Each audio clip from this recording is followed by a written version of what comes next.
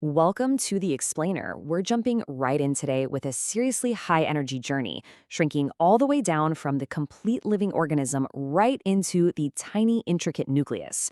We are about to conquer the microscopic world, so get ready for a fascinating dive into the hidden, elegant machinery of life. Here is a quick roadmap for this explainer. 1. Meet the cells. 2. Seeing the invisible. 3. Specialized cellular machinery. 4. Moving molecules. And 5. Division and stem cells. Okay, part 1. Meet the cells, the building blocks of life. We have to begin at the absolute foundation by looking at the two fundamental types of cells that make up literally all living things. So, the absolute game changer here is the nucleus. Eukaryotes, like you, me, and plants, safely protect their genetic material inside a nucleus. They've also got a cell membrane and cytoplasm, but compare that to prokaryotes, like bacteria. They are much, much smaller, and they don't have a nucleus at all. Instead, their DNA is just a single, free-floating loop, sometimes with little extra rings called plasmids tagging along. Now, while animal and plant cells share a bunch of features, like that nucleus, the membrane, and mitochondria, plant cells actually pack 3 exclusive structures that are absolutely critical for their survival. We're talking chloroplasts packed with chlorophyll to absorb light for photosynthesis, a super sturdy cellulose cell wall to keep things strong, and a massive permanent vacuole filled with cell sap that basically holds the plant cell's regular shape together. Section 2. Seeing the invisible, measuring the microscopic. Now that we know what these fundamental cells actually are, we need to talk about how scientists even measure things that are completely invisible to the naked eye. Biologists deal with massive, massive jumps in scale. To wrap their heads around it, they use orders of magnitude, where every order is 10 times greater than the one right before it. It's basically just counting the zeros. Think about it. Let's zoom in from a 1-meter-long dog. Drop down a few orders of magnitude, and we hit a typical human cell, which is maybe 10 to 20 micrometers wide. Drop down again, and we find a hemoglobin protein molecule sitting at just 5 nanometers wide. Which brings us to a really practical question. If a cell is just a few tiny micrometers wide, how on earth do we actually see the intricate details inside its nucleus? Well, for centuries, we relied on light microscopes, but they have a major limitation. If you zoom in too much, the fine details just turn into a blur. To see tiny internal structures like ribosomes without losing clarity, scientists had to bring out the big guns, the electron microscope. By using a beam of electrons instead of light, it delivers vastly superior magnification and the high resolution needed to truly see the invisible. Part 3. Specialized cellular machinery. Form fits function. Let's see how all this builds together, because most cells don't just stay as generic little blobs. They differentiate into highly specialized machinery to do very specific jobs. Look at the sheer biological engineering going on here. A sperm cell is perfectly streamlined with a long tail for swimming, packed with mitochondria for energy, and loaded with enzymes to digest its way into an egg. A nerve cell? Totally different. It's got a long axon insulated with myelin to instantly fire off electrical impulses, plus dendrites to connect up with other nerves. And muscle cells are literally packed with protein fibers that can physically shorten to contract the tissue.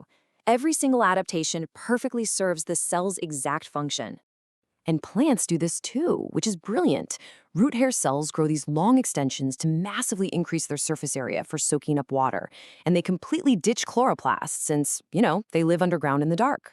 Xylem cells take specialization to the extreme. They thicken their walls with a chemical called lignin until they literally die, just to create the perfect hollow plumbing pipes for water.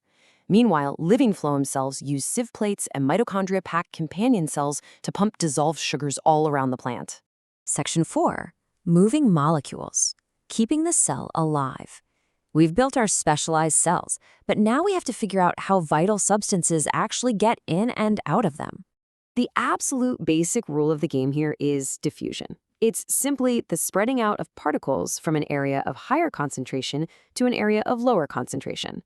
This is exactly how oxygen slips into a cell for respiration and how carbon dioxide slips right back out. And the speed of this process relies on 3 things: the temperature, the surface area of the cell membrane, and just how steep that concentration gradient actually is. Now, when we're talking specifically about the diffusion of water, we call it osmosis. Water moves from a dilute solution, where there's tons of water, into a concentrated one, right through a partially permeable membrane. What's wild is the physical effect this has. If too much water rushes into an animal cell, it will expand and literally burst. But a plant cell? Its sturdy cellulose wall prevents it from bursting, making the cell wonderfully swollen and turgid instead. Here's how we actually test this in the lab, kind of like biological detective work.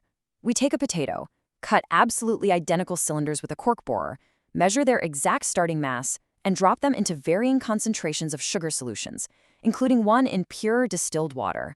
We have to use distilled water, so no random dissolved substances mess up the results. Leave them overnight, gently pat them dry, and remeasure. That gives us the precise percentage change in their mass. But what happens when diffusion just isn't enough? Say a cell needs something that is already highly concentrated inside of it. That is where active transport comes in. This moves substances against the gradient, from dilute to concentrated. Because it's a literal uphill battle, it requires the cell to spend precious energy from respiration. We see this heavy lifting when your small intestine absorbs glucose, or when plant roots burn energy to pull scarce magnesium ions out of the soil. Now, this creates a massive scale problem as organisms get bigger. A tiny single-celled amoeba has a huge surface area compared to its volume, so it can rely entirely on simple diffusion debris. But a giant fish? No way. Its surface area to volume ratio is incredibly small. It physically requires complex transport systems to survive, which is exactly why fish evolved specialized gills with massive surface areas, super thin membranes, and highly efficient blood supplies. Section 5, Division and Stem Cells, Multiplication and the Future. We've reached the final piece of our foundational puzzle. How do cells actually multiply, and how can we harness that power? For any multicellular organism to grow or, say, heal a broken bone, its cells have to divide through the cell cycle, which features mitosis. It's a really neat three-step cloning process. First, the cell grows and copies all its DNA and internal structures. Second, during mitosis, one set of chromosomes gets pulled to each end and the nucleus divides. Finally, the cytoplasm and membranes split right down the middle, leaving you with two perfectly identical cells. Bacteria, though, they do not bother with mitosis. They use something called binary fission, and they do it fast, sometimes every 20 minutes. See that staggering 16.7 million number? That is exactly how many bacteria you get when just one single bacterial cell divides every 20 minutes for a single 8-hour workday. The rate of multiplication is just explosive. Now, while bacteria just blindly copy themselves, early human and plant cells have a literal superpower. They are stem cells. Stem cells are basically nature's blank slates. They are completely undifferentiated. Human embryonic stem cells can transform into absolutely any cell in the body. Adult stem cells, like the ones in your bone marrow, are a bit more limited, forming specific things like blood cells. And plants, they have meristem tissue, which can be used to cheaply clone crops or even save rare species from total extinction. The medical potential we are talking about here is staggering. We already use bone marrow transplants as a proven treatment for leukemia. And looking forward, therapeutic cloning could let us create an embryo with a patient's exact genes, potentially curing diabetes or paralysis with zero risk of immune rejection.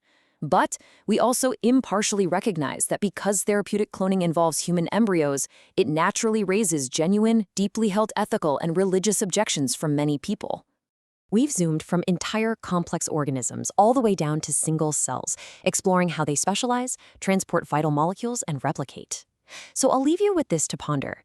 Considering that every single complex tissue in your body started out as just one undifferentiated cell, how might our growing mastery over these microscopic building blocks permanently alter the macroscopic reality of human life? Thanks for hanging out with me for this explainer. Keep asking those big questions, and I'll catch you next time.